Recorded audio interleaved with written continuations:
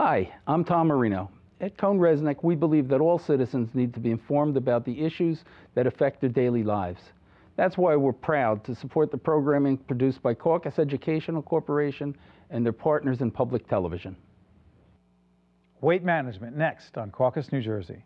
Funding for this edition of Caucus, New Jersey has been provided by Virtua, Health First New Jersey, PSE&G, committed to improving New Jersey's economy and strengthening its communities, the Merck Company Foundation, Caldwell College, New Jersey Manufacturers Insurance Group, auto insurance, homeowners insurance, and banking under the principle of stewardship, Wells Fargo, and by the law firm of GIBBONS, P.C.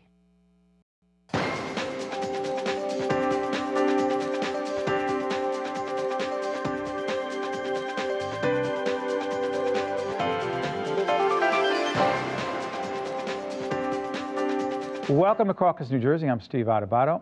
You know, nearly 35% of all adults in the country are obese. What can we do to improve our overall health and get our weight under control? Joining us in the studio to talk about this are Jodi Poskitt, who is a fitness instructor and personal trainer, Jane Ryan, Director of Nutrition and Diabetes Services at Virtua, Dr. Debra Gill, psychologist and weight loss coach, and finally, Jose Gonzalez Jr., who I've got to tell you is a patient who decided to get his weight under control, lost 61 pounds in 8 months. Is that true? Yes. We have pictures to prove this. Mm-hmm. By the way, what made you decide, before we get into this discussion, by the way, you'll see information throughout this program, website information, go, get information, take this situation under control. You are the one who has to do this. No matter what anyone says to you, you have to do this. What made you do it? My son was my inspiration in doing it. Lost my grandfather last year to complications to diabetes. And after I came back from burying my grandfather, I pretty much, I decided, you know, it was time for me to make a change. So I went and got a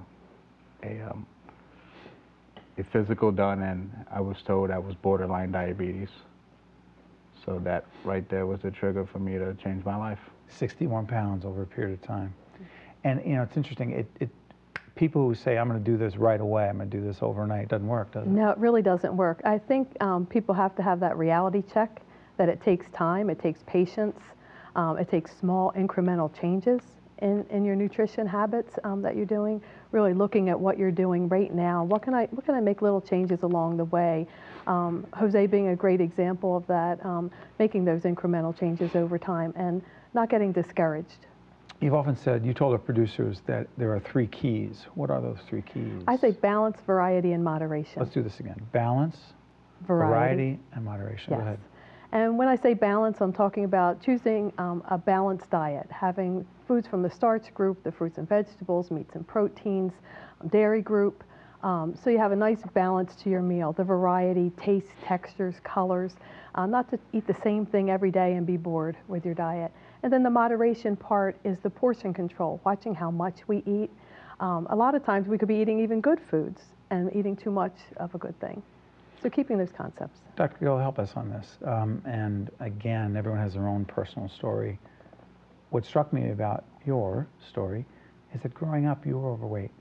Yes, I was overweight as a kid, and I just had one of those bodies that really needs more effort and attention to what I'm eating. And I went to Weight Watchers when Weight Watchers was first beginning, and I began to exercise. And I've been exercising probably 5 or 6 hours a week my entire life.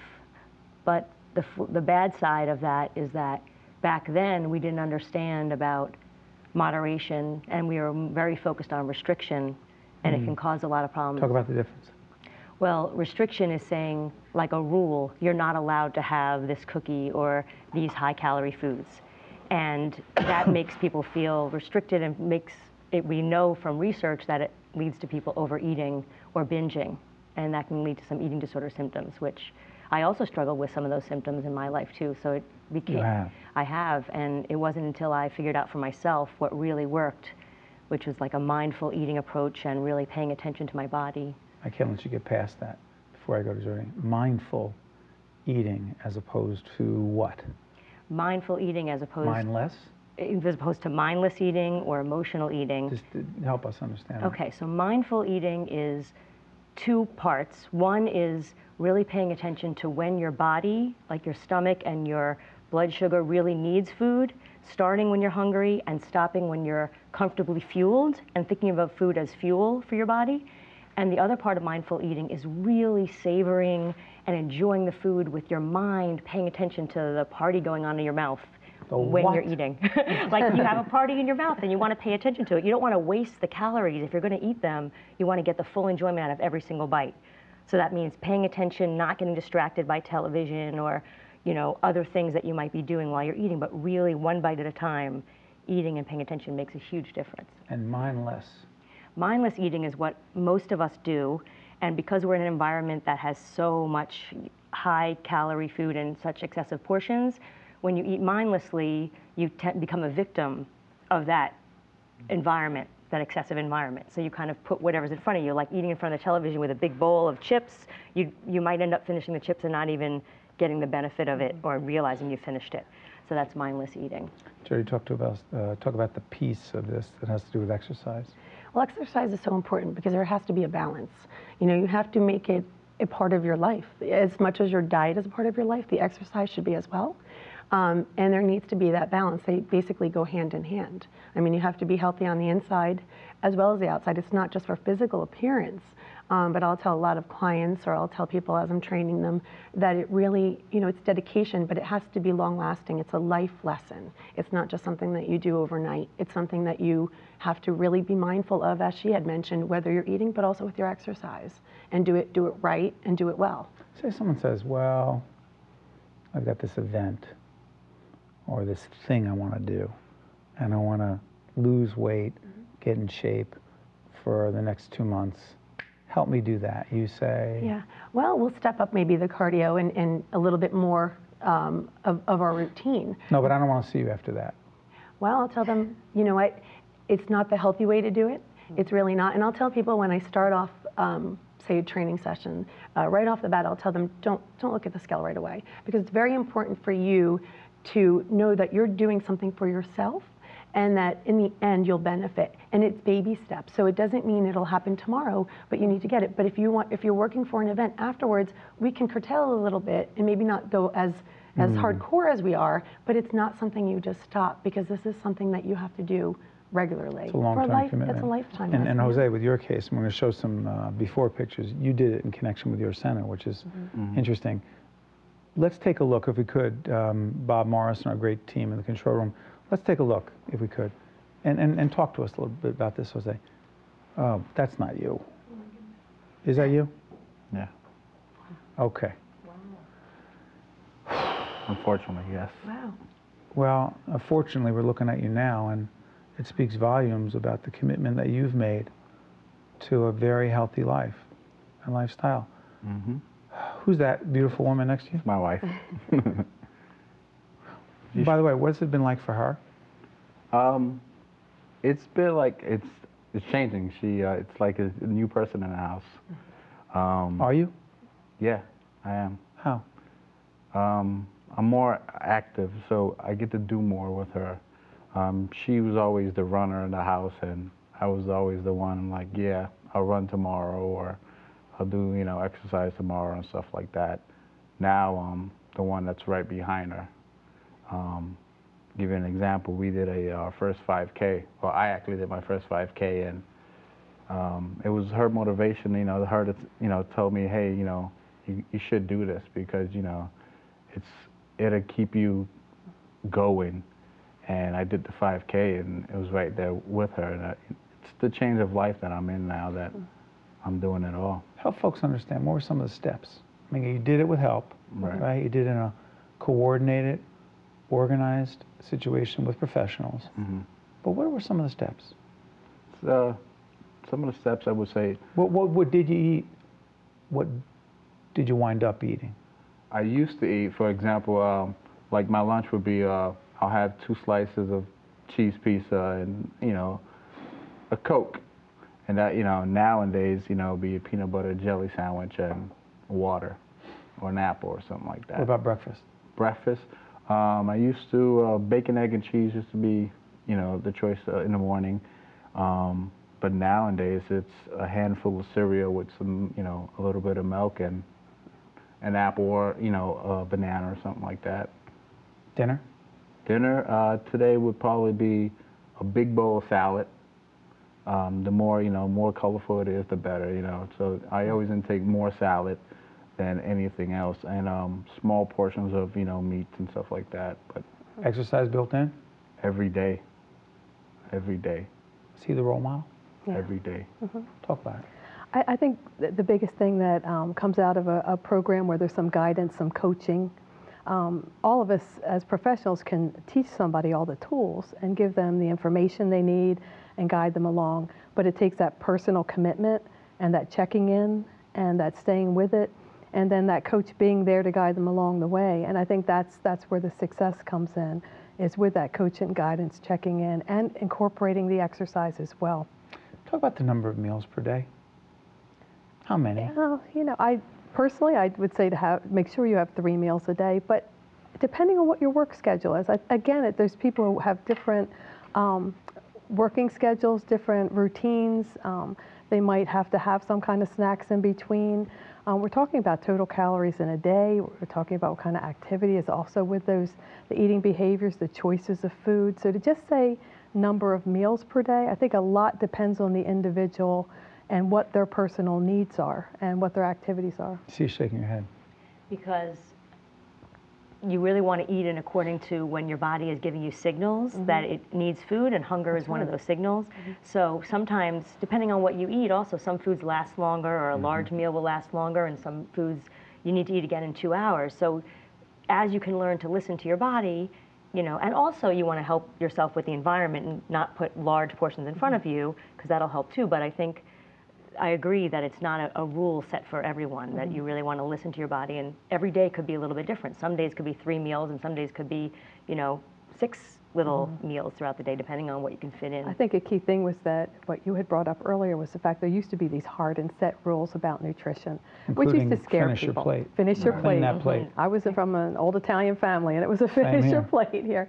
And but things have changed, and and we've had to loosen that up. First thing, you don't want people to be thinking about it's a restriction or a diet. You want to think about it's a lifetime change, a lifestyle change, and to do that, it has to be real, and it has to be able to stay and sustain. Over time. I actually eat more, believe it or not, now than I used to. What? I eat every 3 hours. What do you mean? Well, I have my breakfast, so I have a little cereal and a banana, and then 3 hours later, I'm snacking on some peanuts or something like that. And after that, I'll have my lunch, and then after that, I'll have, you know, yogurt. And then every 3 hours, it's a mind game, you know. It's definitely, you know. So my body tells me every 3 hours I have to eat something. A mind game. Yes. Who's winning? I am. You are, aren't you? Yep. I say it's in moderation as well. You know, I think that what you eat every now and then, if you see something that you want, you modify and take a little bit. Say there's a cookie or there's a treat, or you have an affair to go to, an occasion, and you go to that. You can allow yourself that. Don't maybe deny yourself unless you're on a very, very strict diet.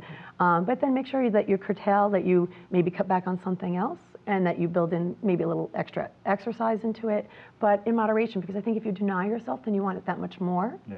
And right? So then you want it more, and then you're almost in a battle internally, probably, right? Did you go through that? Yep. Because I would imagine. And so I always tell people, if there's something there, obviously don't eat the whole bag of, say, Oreos.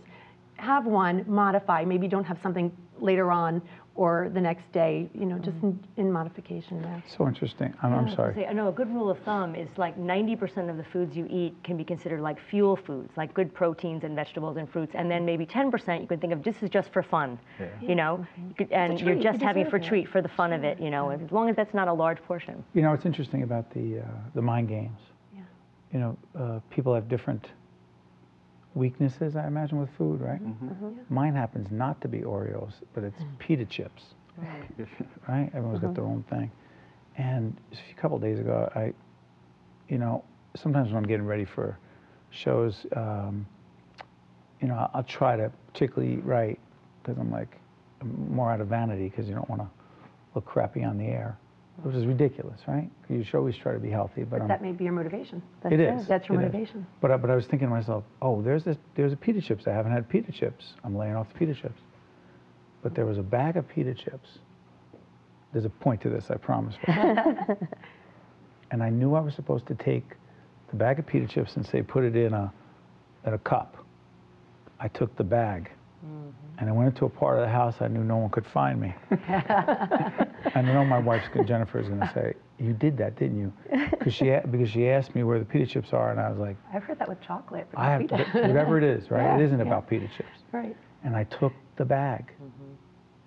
And I thought, I'm halfway through now. What's the difference? So when I asked you about who won, you said you win. That bag won. Yeah. I lost. And then I was mad at myself. Then I'll stay away from the pita chips for however long, right? Right. So if you gave yourself crazy just game. an allowance for just a little, like, and she had said earlier, don't have that whole bowl, you know, put it, so you will know it's a guilty pleasure. You allow yourself to have a little bit. You felt okay afterwards because you satisfied that desire, but you didn't go ahead and eat the whole bag. Yeah, you don't make forbidden foods. And Say that again? Don't make forbidden foods. Yeah. Like you said, those things are portion, you just do the portion-wise choices, balance with other things, but saying no, you can't have. So pita chips are not forbidden. They're not forbidden. But watch how much that you eat. Put them in a cup. You know, like you had said, you were going to portion them into a cup. You took the bag, you know, put the bag away. It takes practice. It takes time. Some people, it takes a while to be able to do that. That's mindful eating.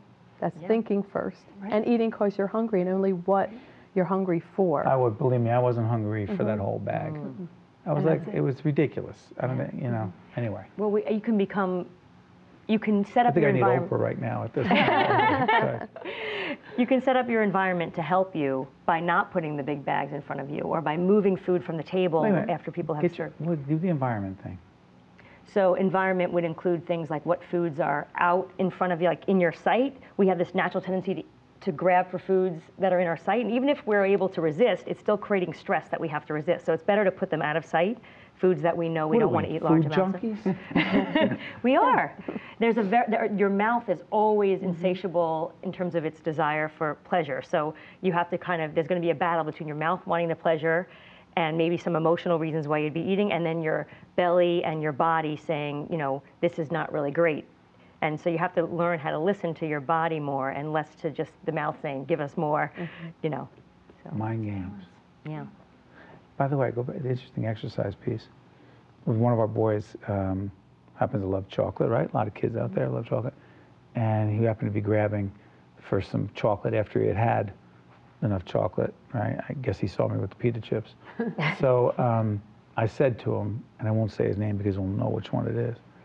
I said to him, because he works out, and I said, do you have any idea how long you have to work out to Burn that. Was that a good thing to say or a guilty? Because now you put the image in his head. So, and the same for anybody. If you have that whole bag, you just have to think, well, how much longer is it going to take me to burn that off? You'll be more mindful of what you're doing. Sometimes people take a picture out of a magazine or something that motivates them. You need that motivation, and they'll stick it up, and that'll remind them. So by putting that image in his head, he'll know that, hey, maybe I should cut back a little bit. I'll have to work out that much harder. You know, on the other hand, it's really important that when you do, let's say you ate your bag of pita chips, that you are compassionate with yourself. I'm going to rue the day that I brought up those pita chips. Go ahead. Well, everybody has those moments, and it's really important to have like your goals in mind and commit to those goals. But when you feel like you went off track, to forgive yourself and be compassionate and realize, okay, this is a human thing. What can I learn from what I did? How can I handle the pita chips or whatever your food is next time better? And really that self-compassion helps a lot, because if you beat yourself up, it makes it harder to move forward. But isn't it also true, you said put a picture from a magazine. But here's the thing that confuses me. Not everyone is meant to have the body of a Calvin Klein model or a Victoria's Secret model or whomever it is that you're looking at going, oh, yeah, that's the body I want. Because not everyone, I mean, you look fabulous, you look great, right? Not no Calvin Klein. You could do a Calvin Klein commercial, you could. But the point I'm making is that your body at its best, I mean, working really hard, Yeah. may not, and nor mine or anyone else's, we're meant to have the bodies we have, no? I think we don't go into teaching people about weight management for the idea of having a perfect body. We go into it about the health benefits of it. First thing, the feeling good, and the prevention of disease like diabetes, hypertension, any kind of cardiac disorder. And you build from that. We talk to people about their family histories and say to them, this could happen to you. This is a time where you can make those changes now, but it has to be their decision to do that. But it should never be about the body part of it. It should be about the health and the benefits of that. What motivates you? I mean, you talked about your kid, right? But longer term, is that it? Oh, yes, definitely. I had high blood pressure. Of course, I was diagnosed with borderline diabetes. I had surgery done on my left knee for torn ligaments. That was part of the weight. I had a fatty liver. All these things were just a nightmare, a health nightmare. But none of it was vanity for you? Mm-mm. Really? Mm-mm.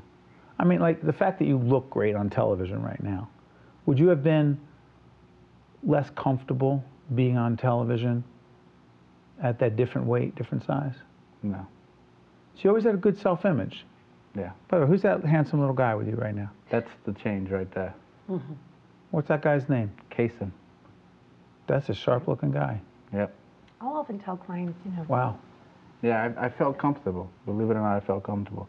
It was the doctor telling me, hey, it's either you're going to change the way you eat and the way you live, or you're going to die. It was that direct? It was that direct. And that's how I took it. That's why I was so serious with me losing my weight.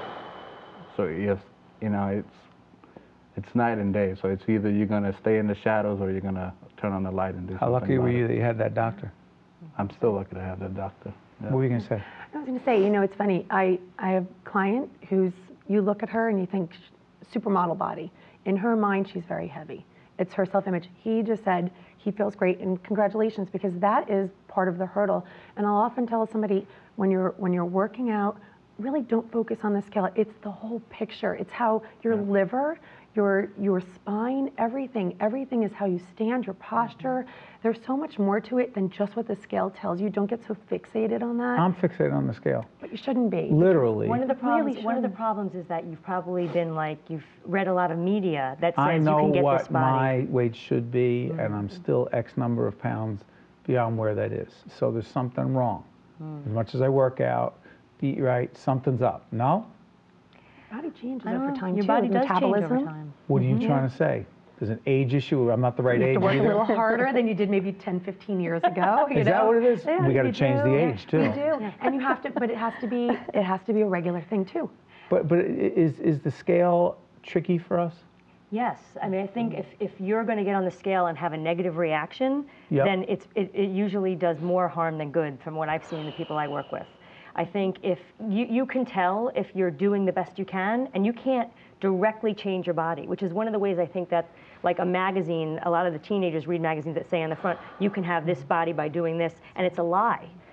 And so people don't realize it's a lie. They can't have that body by doing this. They can have the best possible body for yourself, but people shouldn't be disappointed in themselves that they can't get to that body, and they may be always frustrated instead of accepting. It can be your guide. Like, I don't mind it as a guide in your head. You think you know where you'd like to be, and that's okay to have that as maybe your motivation, but it doesn't mean that's the overall end all. It should be it's the full package. You know, it really is on how your body is, your heart, everything. Well, I want to thank all of you, because you have the whole package. You had it before, but you have an even better package with a nice bow on it now. I want to thank all of you. You've done a tremendous public service, all of you. Thank you very much. Thank you. Thanks for watching. Now let's continue the conversation about this and other important topics and issues on Facebook. Visit my page at facebook.com/Steve Adubato, Ph.D. The preceding program has been a production of the Caucus Educational Corporation, celebrating 25 years of broadcast excellence, and 13 for WNET, NJTV, and WHYY. Funding for this edition of Caucus New Jersey has been provided by Virtua, Health First New Jersey, PSE&G, committed to improving New Jersey's economy and strengthening its communities, the Merck Company Foundation, Caldwell College, New Jersey Manufacturers Insurance Group, auto insurance, homeowners insurance, and banking under the principle of stewardship, Wells Fargo, and by the law firm of GIBBONS, P.C. Promotional support provided by NJ Biz, All Business, All New Jersey, The Star Ledger, and NJ.com, Everything Jersey, and by New Jersey Monthly, the magazine of the Garden State, available at newsstands. Transportation provided by Airbrook Limousine, serving the metropolitan New York, New Jersey area. Caucus New Jersey has been produced in partnership with TriStar Studios. Seeing science in action makes students realize they can learn. What is that organelle called? Elizabeth. With the right tools, it's easy to motivate students. Students need to know science to succeed in the global economy. That's why NJA established the Center for Teaching and Learning. To give teachers the training to make science come alive, and to keep New Jersey schools among the best in the nation. That's why we are so proud to teach in New Jersey's public schools.